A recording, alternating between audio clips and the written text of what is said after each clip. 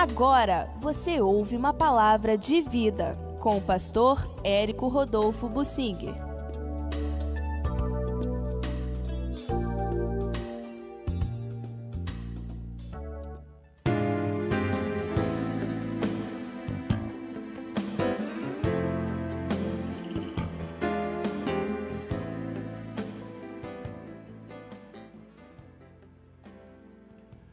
O discípulo, quando é discípulo, deseja abençoar e ser como o seu mestre. Pois é, eu quero trazer para você uma consideração aqui em Mateus, no capítulo 10, o versículo 24. Diz o seguinte: o discípulo não está acima do seu mestre, nem o servo acima do seu senhor. Basta ao discípulo ser como o seu mestre. Pois é, e mais adiante, ainda no mesmo capítulo 10, Jesus diz o seguinte: quem vos recebe, a mim me recebe. E quem me recebe, recebe aquele que me enviou, que é o Pai. Quem recebe um profeta no caráter de profeta, receberá o galardão de profeta. E quem recebe um justo no caráter de justo, receberá o galardão de justo. Ou seja, se você honrar o seu líder, o seu mestre, você vai receber o galardão por isto. E quem der de beber, ainda que seja um copo de água fria, a um destes pequeninos, por ser meu discípulo, em verdade vos digo que de modo algum perderá o seu galardão. Quem der de beber, ainda que seja um copo de água fria, a um servo de Deus no trabalho ou no caráter de obreiro, receberá o galardão, participará do galardão. Nós cremos que ajudando a obra missionária, nós fazemos o que podemos. Quando não podemos fazer mais, nós contribuímos com aqueles que estão indo fazer a obra de Deus. E cremos que receberemos galardão por isto, por participarmos, ainda que não podendo fazer mais, nós só façamos isso, contribuir. Nós vamos receber o galardão. Jesus diz que ainda que a gente dê um simples copo de água fria, há momentos em que um copo de água faz muito efeito. Eu tenho sido chamado para o Senhor, para o ministério da palavra. A gente fala de público, a gente fala aqui na rádio, a gente fala gravando alguma mensagem, a gente fala no telefone aconselhando alguém, a gente fala conversando com alguém, orando por alguém. A voz gasta muito. Uma fonoaudióloga, irmã querida, me ajudou muito. Ela diz: pastor, numa mensagem a gente perde 2 ou 3 copos de água pela evaporação e a fala, e isso vai exaurindo o corpo de água. Então começa aquela tosse seca. Eu sou muito sujeito a isto. Preciso ficar bebendo muita água enquanto estou falando.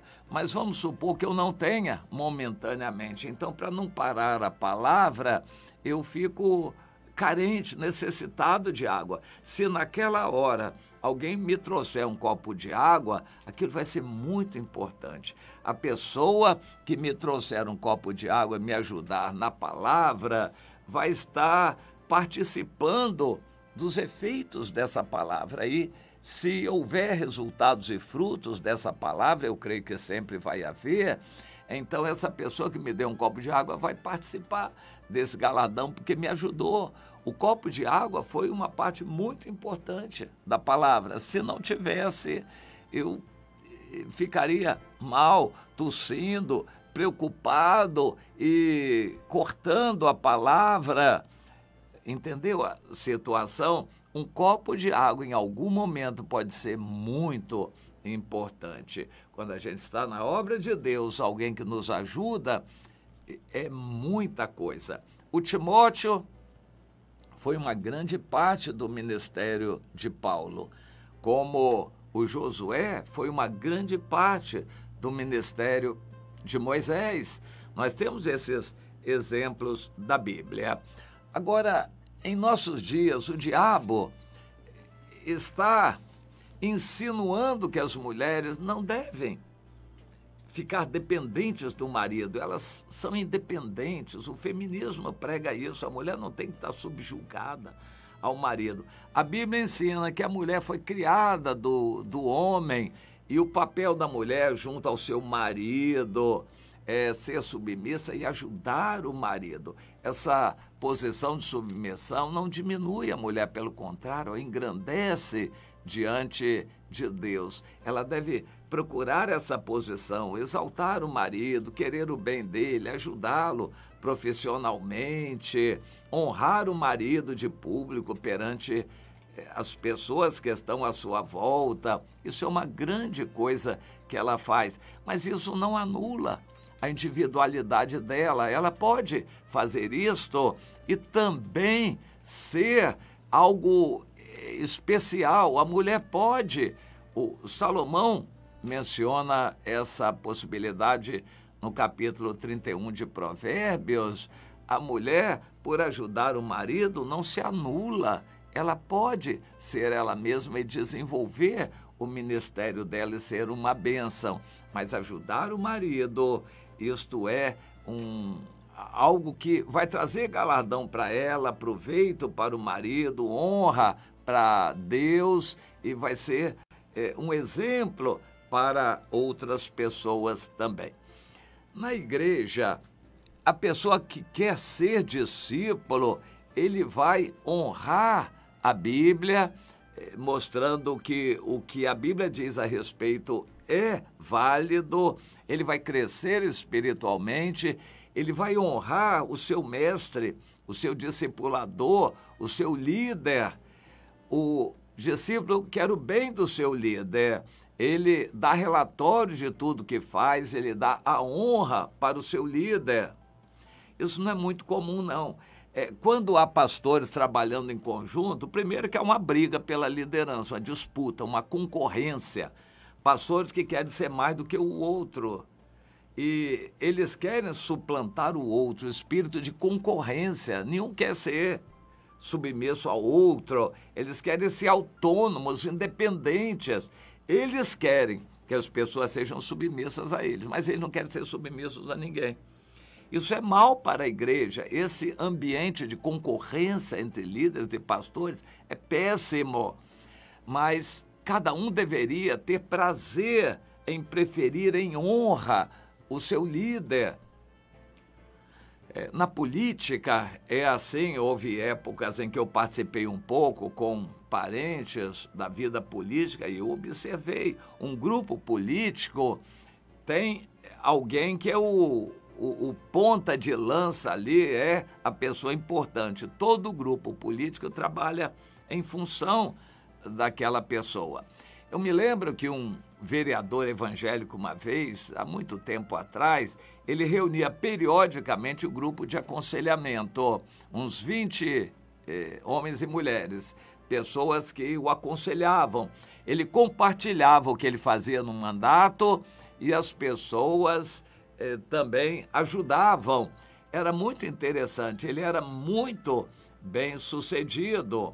Esse vereador era muito bem sucedido, sempre era reeleito. Ele não tinha vontade de alçar voos maiores, crescer na política, mas ele queria funcionar no cargo dele. E funcionava muito bem, fazia o bem para as igrejas, para o povo de Deus, estava sempre apoiado por aquele grupo e o grupo trabalhava por ele. Então, nas eleições, ele sempre era eleito, era sempre vitorioso, e eu admirava aquilo. Depois eu lidei com gente maior na política e eu via também que a pessoa tinha os assessores de imprensa para dar notícia dos atos daquele político na imprensa e assim por diante.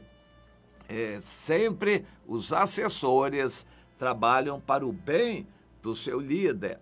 A igreja deveria ser assim. O sistema que Deus estabeleceu e Jesus viveu e deu exemplo é o discipulado. O discipulado é isso, cada irmão está ligado ao seu líder, ele trabalha para o seu líder, ele ajuda o seu líder, ele, no fundo, quer ser como o seu líder um dia, e ele quer o bem do seu líder, ele abençoa, leva um copo de água, ele leva a mala do seu líder, ele traz uma reportagem, procura uma notícia na internet, ele divulga a ida do seu líder a tal lugar, ele faz tudo para honrar o seu líder. É mais ou menos isso que Jesus quer dizer aqui. A pessoa não está acima do líder. O que há em muitas igrejas é que a pessoa quer suplantar o seu líder. Ele fala mal do líder porque ele quer ocupar o lugar do líder, quer passar a rasteira no seu líder. Isso é muito mal, isso é carnal, é mundano e causa muito mal, um ambiente ruim na igreja, um ambiente de divisão, de facção. Você já viu isso em igreja? Pois é triste, eu já vi muito.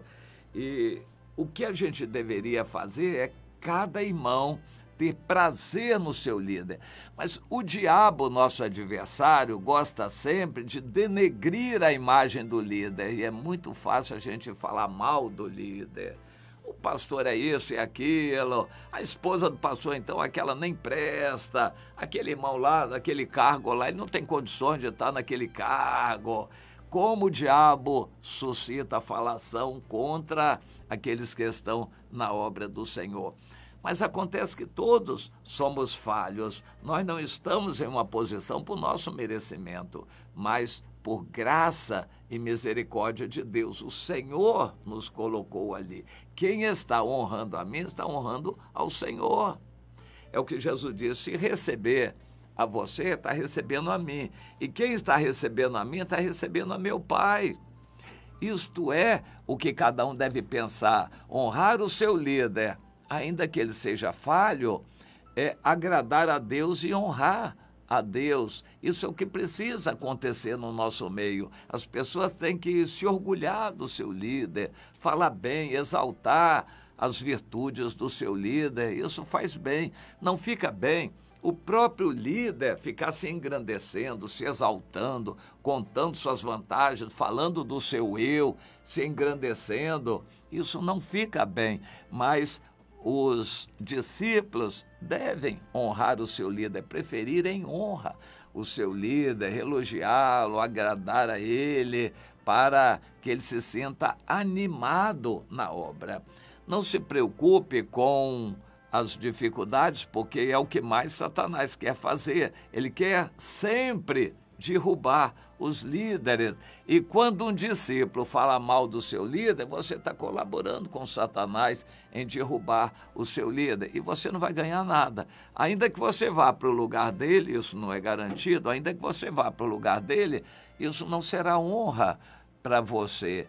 Deus não quer que as coisas sejam feitas dessa maneira. Então espere a sua hora de ser líder também.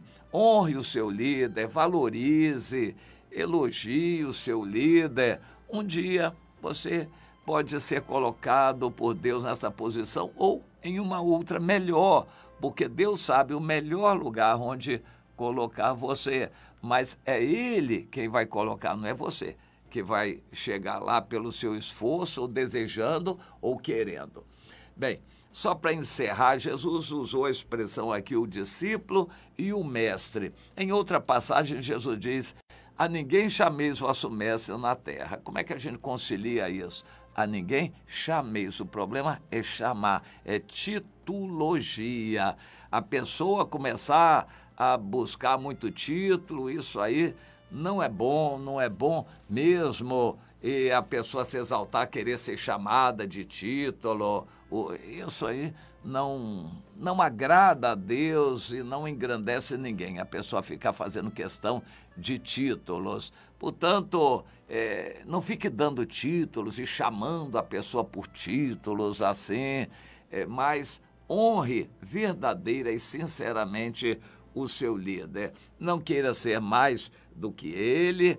Valorize o seu líder, porque fazendo isso você está obedecendo a Deus. Não precisa ficar dando muito título, mas honre o seu líder com a obediência, com a submissão, com a sua atitude mansa. É uma grande coisa que você vai estar fazendo e se qualificando para um dia você ser líder também.